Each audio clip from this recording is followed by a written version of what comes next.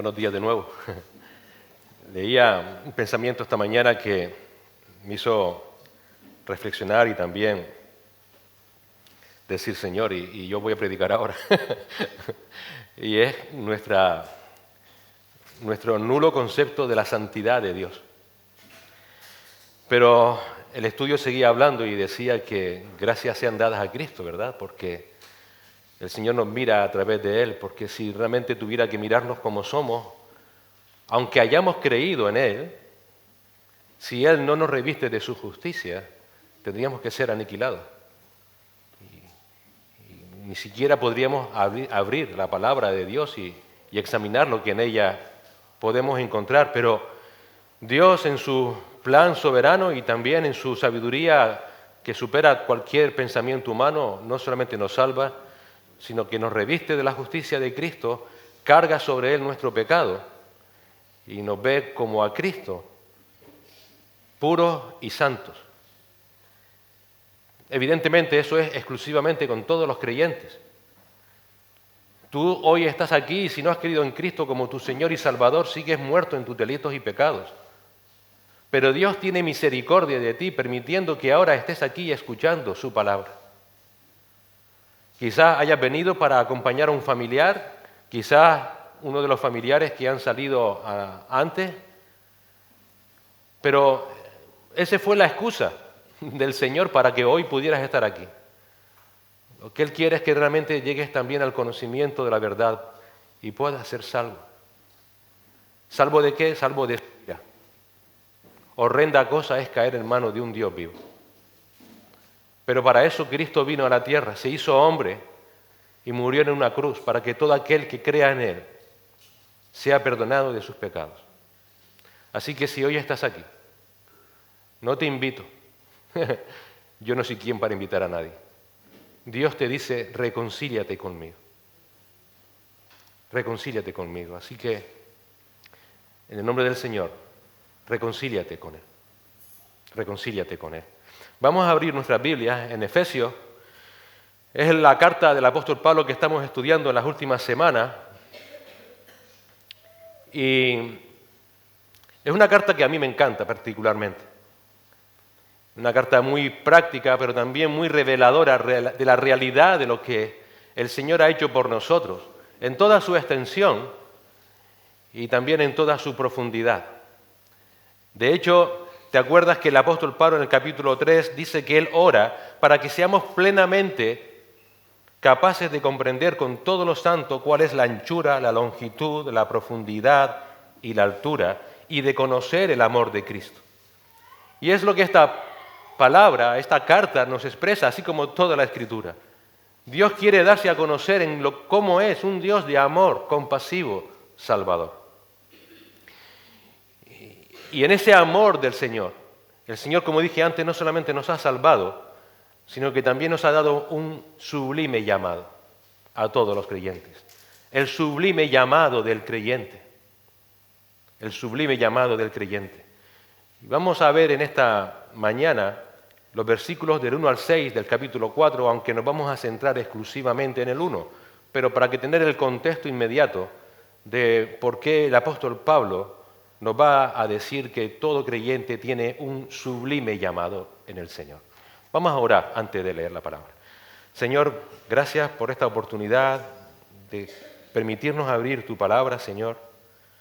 Conoces nuestras incapacidades, conoces nuestro pecado, Señor. Te pedimos perdón por ello. Y te rogamos que tu Espíritu Santo, Señor, abra nuestro entendimiento, nuestro corazón, nuestra mente, Señor, para poder entender las profundidades de tu amor y de tu obra en Cristo Jesús, Señor, en nuestras vidas. Ayúdanos hoy más que nunca a no ser meramente oidores, sino hacedores de tu palabra. Señor, reconocemos nuestra incapacidad, nuestras luchas. Reconocemos, Señor, que aún somos pecadores, por eso te pedimos, Dios Santo, sé propicio a nosotros, Señor. Te lo rogamos en Cristo Jesús. Amén. Vamos a leer Efesios 4, del 1 al 6, pero como hemos dicho, para tener el contexto de lo que queremos exponer en esta mañana, y que será el versículo 1, básicamente. Dice Efesios 4, del 1 al 6.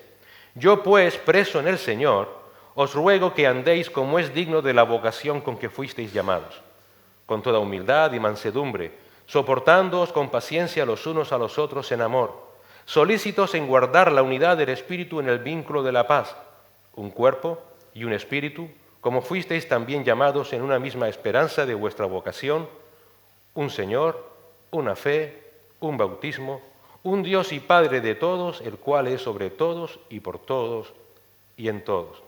Hacemos este paréntesis aquí porque si te fijas el versículo 7 empieza con un pero y normalmente Pablo cuando usaba este tipo de palabra era porque quería empezar otro tema. Así que digamos que el tema central está aquí de este pasaje, está en estos versículos del 1 al 6, pero nos vamos a centrar en el versículo 1. ¿Por qué? Bueno, porque Pablo va a comenzar esta parte práctica que va a abarcar desde el capítulo 4 hasta el versículo 6 de su carta con una exhortación. Nos va a exhortar. Y la exhortación es, yo pues preso en el Señor, os ruego que andéis como es digno de la vocación con que fuiste llamado. Esta exhortación podríamos resumirla como el sublime llamado a Dios de todo creyente. Anda como es digno de la vocación con que fuiste llamado. Y la palabra clave para entender esta exhortación es el verbo andar. ¿Por qué? Porque fíjate que el verbo está en activo, que andéis, es decir, es algo que nos es requerido. Hermanos, Dios nos manda a que andemos como es digno de la vocación con que fuimos llamados. No es una sugerencia, no es una mera súplica, como veremos más adelante. Nos es requerido. Es como el famoso dicho de que la esposa del rey no tiene que serlo sino parecerlo. Pues igual, si eres creyente, debes parecerlo andando como es digno de la vocación con que fuiste llamado. Y el verbo clave es este, andar. Fíjate que además es un verbo que va a predominar en el resto de la carta. Fíjate cómo aparece, por ejemplo, en el versículo 17 del capítulo 4. Esto pues, digo, y afirmo juntamente con el Señor, que ya no andéis así como andan también los gentiles en la vanidad de su mente. En el capítulo 5, versículo 2, de nuevo, Pablo dice, y andad en amor, así como también Cristo os amó y se dio a sí mismo por nosotros, ofrenda y sacrificio a Dios como fragante aroma. Y en el versículo 15, también del capítulo 5, de nuevo, por tanto, tened cuidado cómo andáis, no como insensatos, sino como sabios. Así que en líneas generales, lo que vamos a encontrar en los capítulos que tenemos por delante, del 4 al 6, tendrá que ver con el sublime llamado de todo creyente. El sublime llamado de anda como es digno de la vocación con que fuisteis llamado por Dios. Y para saber lo que supone o qué implica este sublime llamado, lo primero que debemos saber es qué quiere decir Pablo cuando habla de andar. Andar viene de una palabra griega que identifica la conducta diaria de cada día. No habla de momentos esporádicos, sino de un comportamiento cotidiano. Identifica el vivir, el comportarse de una manera determinada. No, como hemos dicho, de algo esporádico, sino que es la forma de vida. La forma en la que eres identificado por otras personas. ¿Y cómo debe ser esa forma de vida a través de la cual la gente te identifica? Y que somos exhortados a vivir de manera cotidiana y en el día a día. Pues debe ser una forma de vida digna. Somos exhortados a vivir y a ser conocidos por vivir como es digno. Como es digno. ¿Y qué significa esta palabra, digno? Esta palabra se traduce de la palabra griega axios, que literalmente significa equilibrar una balanza. Es decir, que el peso de una de las partes de la balanza sea igual a la otra y estén en equilibrio. Así que, en otras palabras, Pablo nos dice que como creyentes, como cristianos, nuestra vida cotidiana, nuestra conducta diaria debe estar equilibrada, debe ser consecuente. ¿Consecuente con qué? Consecuente con la realidad, dice Pablo, de la vocación con que fuisteis llamados. Tu vida tiene que ser consecuente con algo, con la vocación que fuiste llamado. La palabra vocación es llamamiento. Os ruego que andéis como es digno del llamamiento con que fuisteis llamado. ¿Qué llamamiento? Es el llamamiento soberano que Dios hace a todo creyente. El Señor Jesucristo dijo en Juan 6:44, nadie puede venir a mí si no lo trae el Padre que me envió. Nadie. Y Pablo dice en Romanos 8:30, y a los que predestinó a estos también llamó. Y a los que llamó, a estos también justificó, y a los que justificó, a estos también glorificó. Sin ese llamado divino, tú hoy estarías aquí. Ningún creyente jamás hubiéramos ido a Él si Cristo, si Dios no nos llama. Él tuvo que elegirnos y que llamarnos. El Señor dice en Juan 15:16, ustedes no me escogieron a mí, sino que yo os escogí a vosotros. Y os designé para que vayáis y deis fruto y que vuestro fruto permanezca, para que todo lo que pidáis al Padre en mi nombre os lo conceda. ¿Cuándo hizo ese llamamiento el Señor? Efesios 1:4. Según nos escogió en Él antes de la fundación del mundo, para que fuéramos santos y sin mancha delante de Él, en amor. Así que Pablo, fíjate, comienza este capítulo 4 exhortándonos a vivir de una manera consecuente con el llamado soberano que Dios nos hizo para atraernos hacia Él. Este plan soberano y divino del llamado de Dios es lo que Pablo ha desarrollado en los 3 primeros capítulos de esta carta. Por eso esta exhortación, fíjate que comienza con un yo pues. Yo pues os ruego que andéis como es digno del llamamiento con que fuisteis llamados. ¿Y cuál es el propósito de ese llamado de Dios? ¿Para qué nos llamó Dios? Para que seamos sus hijos. Para que seamos sus hijos. ¿Y de qué manera hemos sido hechos hijos de Dios? Siendo unidos al Señor Jesucristo. Él es el Hijo y nosotros somos hijos de Dios en el amado, en Él. Efesios 2, versículos del 4 al 6. Pero Dios, que es rico en misericordia, por causa del gran amor con que nos amó, aun cuando estábamos muertos en nuestros delitos, nos dio vida juntamente con Cristo, en unión con Cristo, por medio de Cristo, por gracia habéis sido salvados. Y con Él, con Cristo, nos resucitó y con Él nos sentó en los lugares celestiales en Cristo Jesús. Con Cristo, unidos a Cristo, ahora somos hijos de Dios. Tenemos su vida, hemos resucitado con Él y estamos glorificados con Él. Así que en otras palabras, esta exhortación del apóstol Pablo es, digamos, mira, después de haberte explicado la doctrina de tu llamamiento, el propósito de ese llamamiento de que seas un hijo de Dios, ahora te exhorto que vivas de manera consecuente como un hijo de Dios. Y es que la vida cristiana práctica no se basa en la ignorancia, no es una fe ciega, pero tampoco se basa en una espiritualidad sin sustancia, sino que se basa en el conocimiento de estas verdades fundamentales que nos han sido reveladas por el Espíritu Santo. Y por esa razón, cuanto mejor comprendamos esta doctrina bíblica de la salvación por gracia y por medio de la fe en Cristo, más fácil será vivir en esta nueva vida en Cristo. ¿Por qué? Porque saber estas verdades va a motivar tus afectos, va a motivar tu amor hacia Dios. Por eso las personas que dicen, mira, no me hables de doctrina, déjame vivir mi vida cristiana a mi manera. O, ¿sabes qué? La doctrina divide, hermano, ten cuidado, el amor es lo que une. O que también dicen, lo que se cree al final no hace ninguna diferencia, mientras yo viva en rectitud, da igual. Todas esas personas que hablan así de la doctrina de la palabra de Dios revelan su ignorancia en cuanto es el modo en el que el Espíritu Santo obra en la vida del creyente. Porque el Espíritu Santo obra para salvación y para santificación a través de su palabra. Juan 17:17. La palabra de Dios es doctrina. Y lo que se cree y lo que se conoce de esta doctrina bíblica sí hace diferencia. Sí hace diferencia. Porque el saber lo que Dios ha hecho por nosotros y por medio de Cristo, sin que lo merezcamos, va a determinar tu comportamiento, tus afectos, las motivaciones que tengas hacia Dios y hacia los hermanos en Cristo.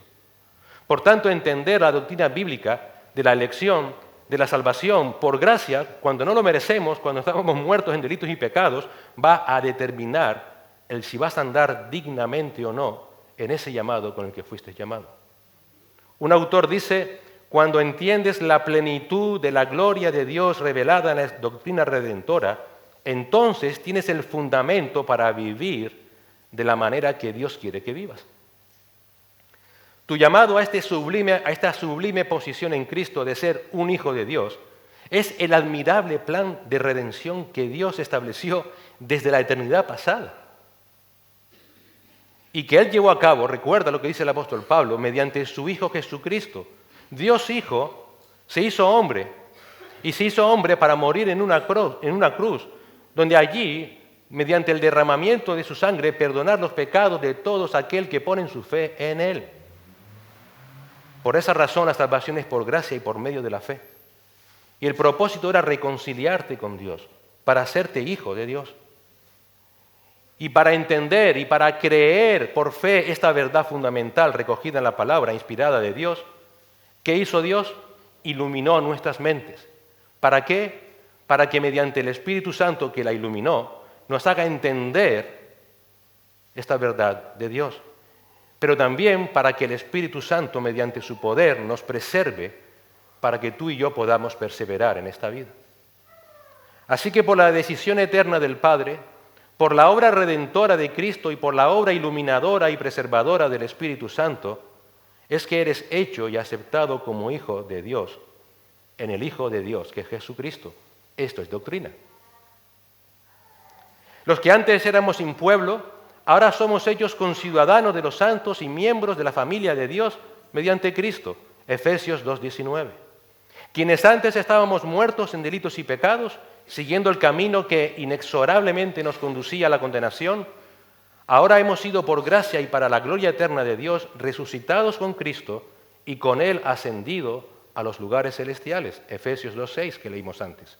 Nosotros, que antes no podíamos acercarnos a Dios por nosotros mismos a causa de nuestro pecado, ahora somos hechos cercanos por la sangre de Cristo que nos abre el camino al Padre. Efesios 2:13. Nosotros, los que antes teníamos como herencia natural la ira de Dios, éramos por naturaleza hijos de ira y la condenación eterna, ahora somos coherederos y miembros del mismo cuerpo que es la Iglesia y copartícipes de la promesa en Cristo Jesús. Quienes antes no teníamos derecho a ser amados, ahora somos el objeto del amor de Dios porque estamos en el amado, en su amado Hijo Jesucristo. Todas estas bendiciones, que es doctrina, son propias de las que hemos sido llamados por Dios para ser uno con Cristo y para ser sus hijos. Y por tanto deben dar sentido a una expresión de vida totalmente distinta a la de antes de estar en Cristo. ¿Y sabes con qué palabra se define en las Escrituras a ese llamado? Santificación. Santificación. Porque esta es la voluntad de Dios. Si Él te llamó, su voluntad es que seas santo, que ya no vivas como vivías antes.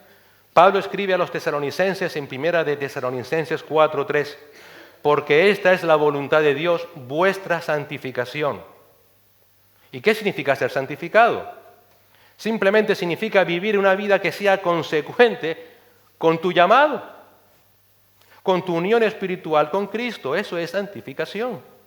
Has sido llamado por Dios para ser apartado para Él. Es lo que se llama en teología la santificación posicional. Y ahora, para ser como su Hijo Jesucristo y unido a Él, tengas esa santificación progresiva. Mira cómo el apóstol Pablo lo expresa a los Corintios. 1 Corintios 1:2. A la iglesia de Dios que está en Corinto, a los que han sido santificados en Cristo Jesús, llamados a ser santos. Si Dios te salvó, te apartó para Él con el propósito de que seas santo, porque has sido llamado para ser santo. Si antes vivías para hacer la voluntad de la carne, ahora vives para hacer la voluntad de Dios. Si antes estabas bajo el control de Satanás en un camino de desobediencia, ahora estás bajo la autoridad de Cristo y el control del Espíritu Santo en un camino de obediencia. Si antes ibas en camino a la perdición, ahora por la gracia de Dios vas en un camino a la glorificación. Es la gran diferencia de antes de Cristo y ahora en Cristo. Y es tan importante entender esas doctrinas de la salvación para que moldeen nuestras vidas. ¿Que te acuerdas cómo Pablo acabó la sección doctrinal? Orando fervientemente al Padre. ¿Para qué? Para que hayamos entendido bien estas verdades. ¿Por qué? Porque tu vida debe ser un fiel reflejo de ese plan eterno de Dios, de esa nueva condición de estar unido a Cristo. Pablo oró porque ahora debemos andar como es digno de la vocación con que fuimos llamados. Debes andar en santificación. Esa es la realidad esencial de la vida cristiana por haber recibido todas las bendiciones espirituales que leemos en los 3 primeros capítulos de Efesios. Así es como debemos vivir. Y por ese llamado a andar dignamente lo encontramos en otras cartas del Nuevo Testamento. Pablo le dice a los colosenses, en Colosenses 1:10, anden como es digno del Señor, agradándolo en todo, dando fruto en toda buena obra y creciendo en el conocimiento de Dios. De nuevo a los colosenses en el capítulo 2, versículo 6. Por tanto, de la manera que recibisteis a Cristo Jesús el Señor, así andad en Él. A los tesalonicenses, primera de Tesalonicenses 2:12, para que anden como es digno del Dios que os ha llamado a su reino y a su gloria. El capítulo 4, versículo 1 de esa carta a los tesalonicenses. Por lo demás, hermanos, os rogamos pues y os exhortamos en el Señor Jesús, que como habéis recibido de nosotros instrucciones acerca de la manera en que debéis andar y agradar a Dios, así abundéis en ello más y más. Es por esa misma razón de ese llamado a ser santos, que Pablo cuando se dirige a los creyentes de las iglesias, lo hace como santos. En esta salutación de esta carta a los Efesios, en Efesios 1:1, Pablo se dirige así a su audiencia.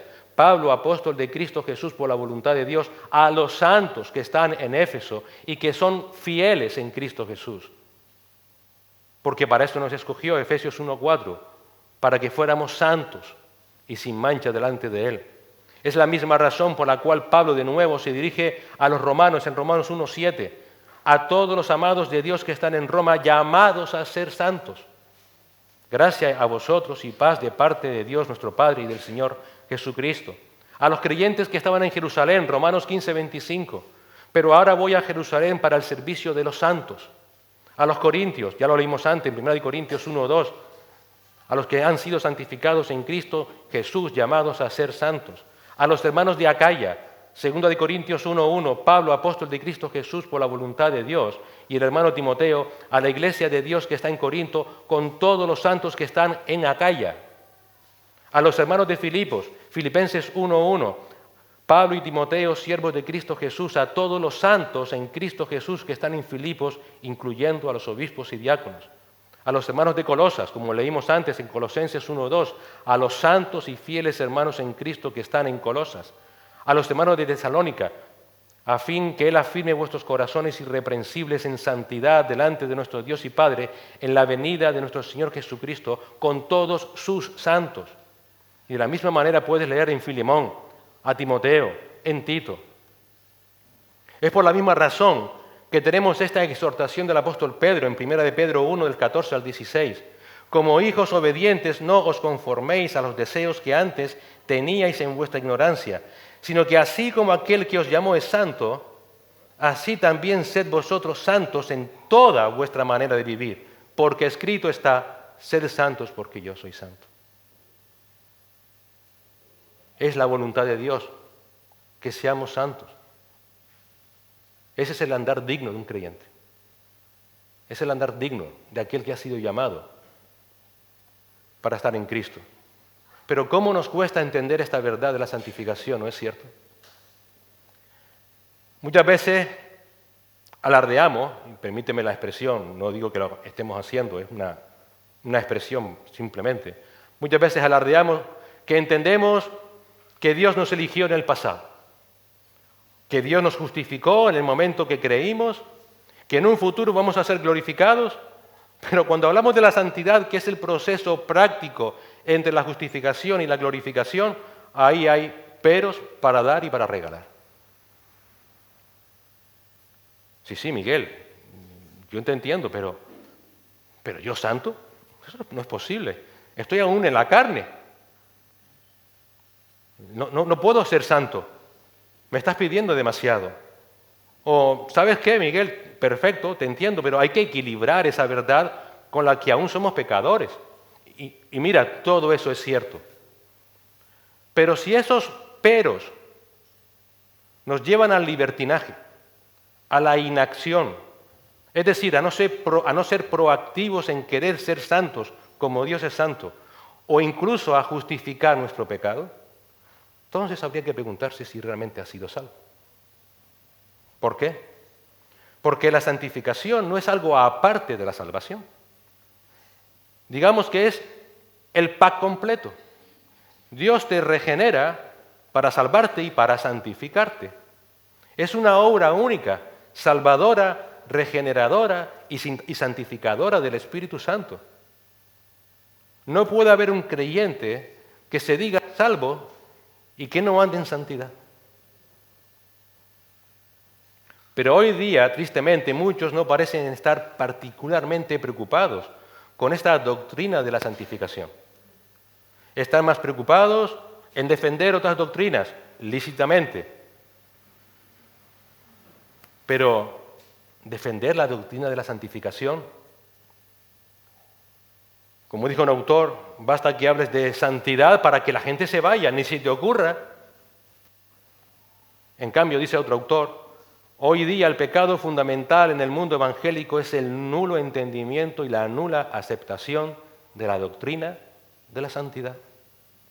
¿Por qué hay tan mal entendimiento en esa doctrina de la santidad?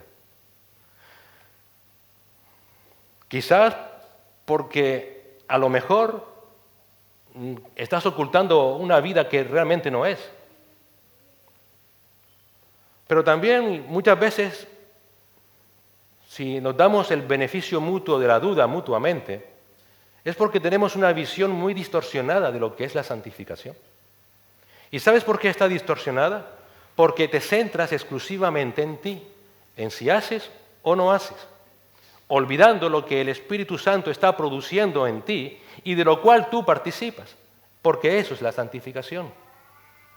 Porque si te fijas en esta exhortación del apóstol Pablo, ¿cuál es la base, cuál es el fundamento de este llamado a la santificación progresiva? Se basa en la realidad objetiva de lo que Dios ya ha hecho por nosotros. Nos eligió, nos salvó, nos unió a Cristo, nos ha dado el Espíritu Santo, ha preparado unas obras para que andemos en ellas. Podríamos decir que Dios es el arquitecto de nuestra santificación y nosotros simplemente la ponemos en marcha. Ahora, si te ciñes exclusivamente a ti y te olvidas de lo que hace el Espíritu Santo, pues evidentemente nunca entenderás lo que es la santificación. Por esa razón, debemos equilibrar nuestra vida como creyentes con el hecho de que el Espíritu Santo obra en nosotros y nosotros activamente actuamos conforme a esa obra que está llevando a cabo el Espíritu Santo en nosotros. No nos limitamos a relajarnos, a esperar que esa santidad llegue como parte de un juego de magia, o a creer que nunca será posible en esta vida, es imposible, sino que con la ayuda del Espíritu Santo y por amor al Padre y por amor a Cristo, por lo que ellos han hecho por nosotros, luchamos contra el pecado que aún está en nosotros. Porque la lucha contra nuestro pecado también es parte de nuestra santificación. No es decir, ¿sabes qué? Como soy pecador, no, sabes que eres pecador, pues lucha contra tu pecado.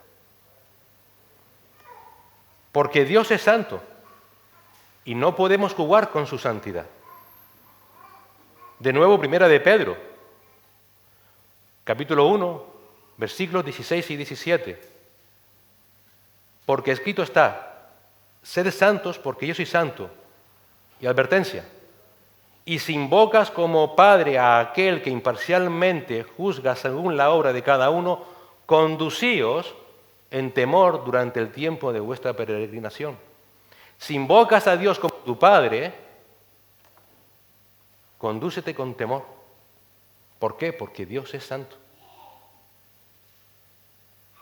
Por eso se nos exhorta por Pablo en Romanos 13:14, antes bien vestíos del Señor y no penséis en proveer para las lujurias de la carne.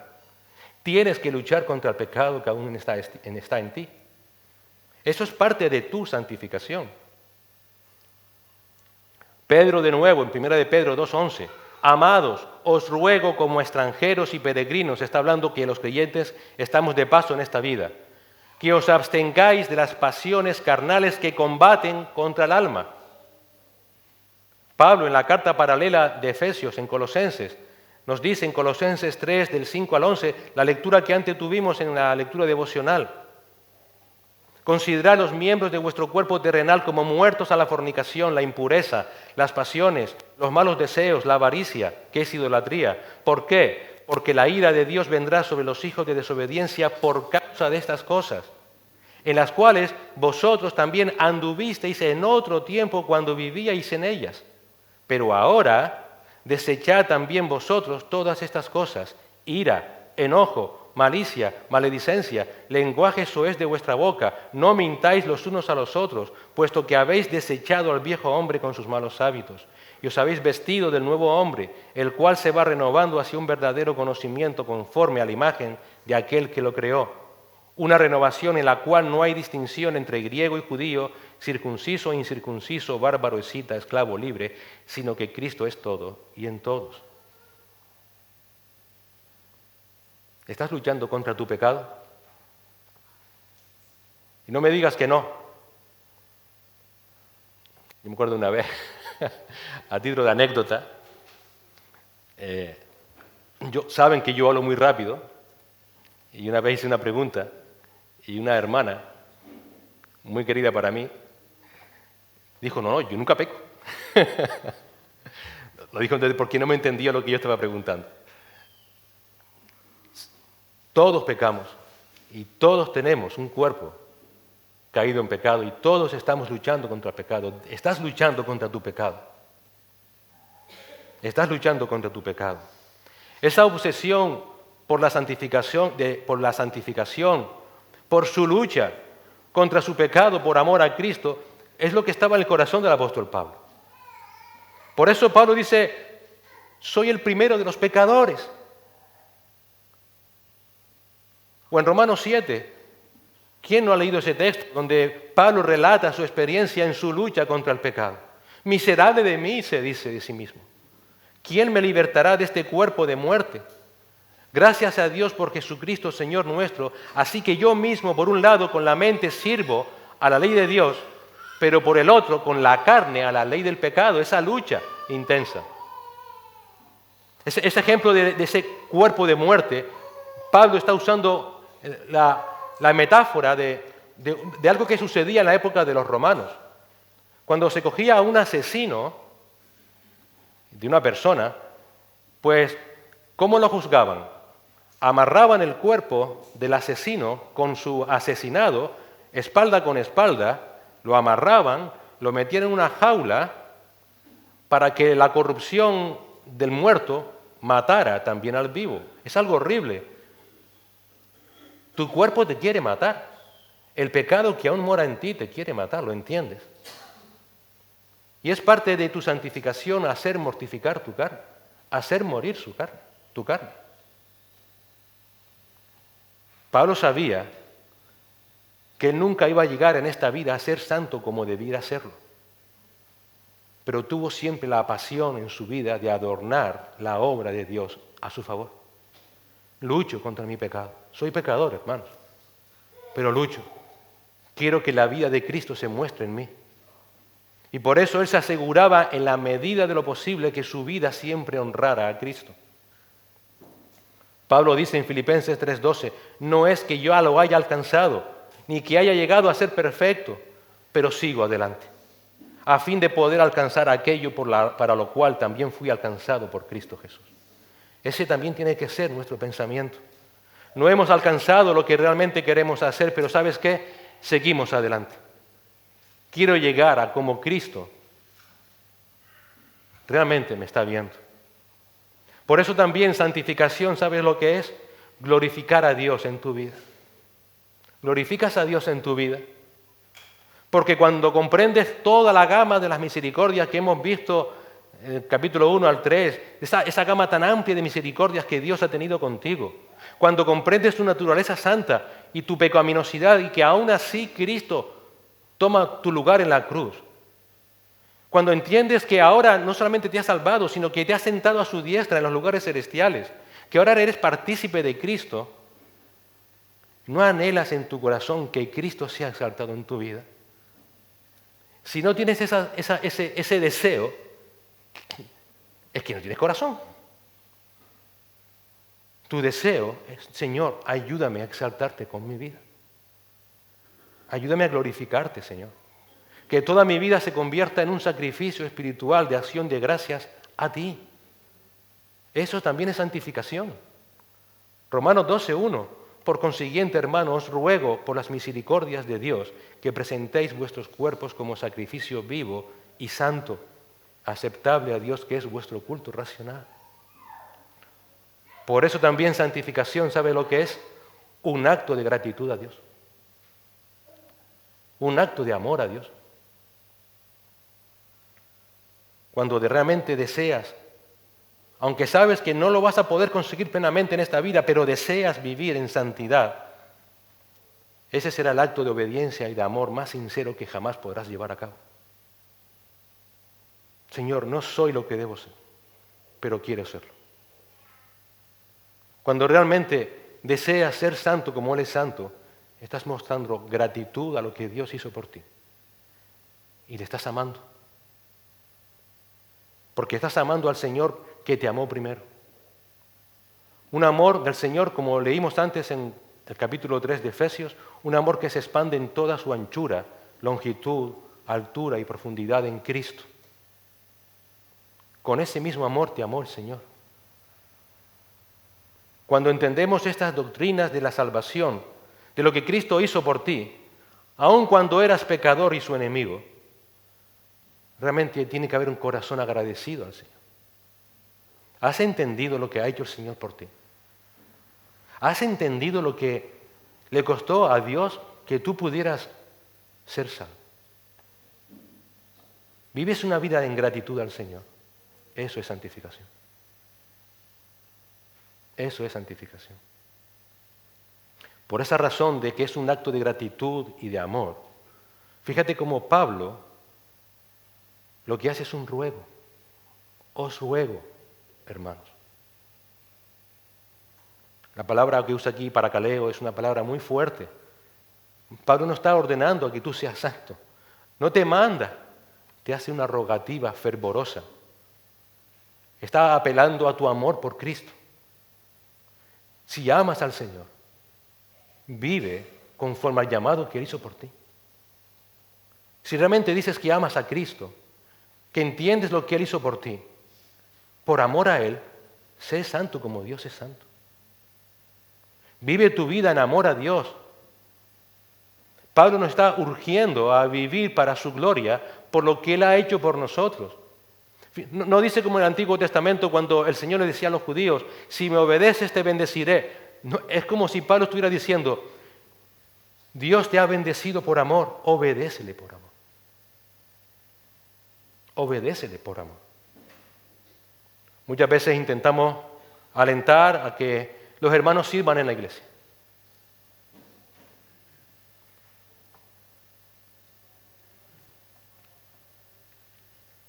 Solo podemos alentarnos, preguntándonos si realmente amamos a Cristo. ¿A qué estás dispuesto tú por amor al Señor? ¿A qué estás dispuesto por amor al Señor? En otras palabras, Dios por amor te ha hecho un maravilloso llamamiento en Cristo. Y ese amor es lo que debe motivar tu obediencia. Es lo que debe motivar querer ser santo como Él es santo. Es lo que debe moldear el querer servirle, el querer servir a otros hermanos. Es lo que debe moldear todos tus afectos, todas tus emociones, todos tus anhelos, todos tus deseos. La santidad es poner en práctica el amor que Dios ha puesto en ti. Es la obra del Espíritu Santo en nosotros. Y además, que es lo que luego también vamos a recordar la esperanza de que a medida que más le obedeces, por amor al Señor, más vas a tener de Él. Más te vas a parecer a Él en santidad. Eso también debiera motivarte a ser santo como Él es santo. Estás siendo conformado a la imagen de Cristo. Juan escribe en su primera carta, capítulo 3, versículo 2, amados, ahora somos hijos de Dios y aún no se ha manifestado lo que habremos de ser, pero sabemos que cuando Él se manifieste seremos semejantes a Él porque le veremos como Él es. Y hasta que llegue ese día, el día en que el Señor venga y nos lleve con Él para ser semejantes a Él, tu responsabilidad ahora y tu privilegio es vivir por amor al Señor, a la altura de su llamamiento, andando como es digno de la vocación con que has sido llamado. Ahora, ¿es fácil vivir en santidad en esta vida? Por supuesto que no.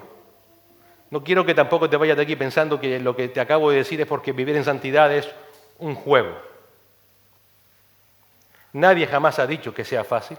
Ni siquiera en las Escrituras vas a encontrar en ningún momento que se diga que vivir agradando a Dios, agradando a Cristo, imitando a Cristo en este mundo caído en pecado va a ser fácil. Nunca. Y Pablo tampoco lo hace en ese texto. Fíjate cómo Pablo, para hacer esta exhortación, ¿cómo se vuelve a presentar? Como preso en el Señor. ¿Por qué? Pero, ¿por qué de nuevo, si ya me dijiste anteriormente que eras preso de Cristo, ¿por qué, Pablo, de nuevo te presentas como preso en el Señor? Pues porque vivir en santidad va a implicar pagar un precio. No va a ser fácil. Pablo con esta expresión quiere que entendamos que puedes caminar un camino digno y santo, puedes estar luchando contra tu pecado, como era el caso de Pablo, y aún así terminar en una cárcel. Ser santo como Dios es santo no va a ser fácil. Eso es lo que Pablo quiere que entendamos también. No va a ser nada fácil. Pablo nos está diciendo, ¿sabes qué? Si caminas como es debido, vas a terminar en un palacio. Se van a acabar todos tus problemas. Todos tus deseos van a ser satisfechos. Vas a tener prosperidad, salud. No, lo que nos está diciendo es, si caminas como es debido del Señor, podrás acabar en una prisión. Pero aún así, te ruego que andes como es digno del Señor. Te ruego, te exhorto, te suplico, que aunque acabes en una cárcel, andes como es digno del Señor. El punto es este, camina dignamente en esta vida como Cristo se merece, aunque tengas que sufrir por ello. ¿Por qué? Porque Cristo sufrió por ti. Porque Cristo sufrió por ti. No lo sabemos por la palabra, sí por algunos historiadores seculares. ¿Sabes cómo acabó la vida de Pablo? Le cortaron la cabeza. Ese fue el pago humano de querer vivir para Cristo y agradando a Cristo. Como dice un autor sobre este texto, cumplir con tu deber a la palabra de Dios y al Dios de la palabra es gozoso, porque no eres prisionero de los hombres, sino del amor. Incluso si terminas en una cárcel, porque aún en esa cárcel seguirás siendo el destinatario de todas las misericordias del cielo para ti. La santidad es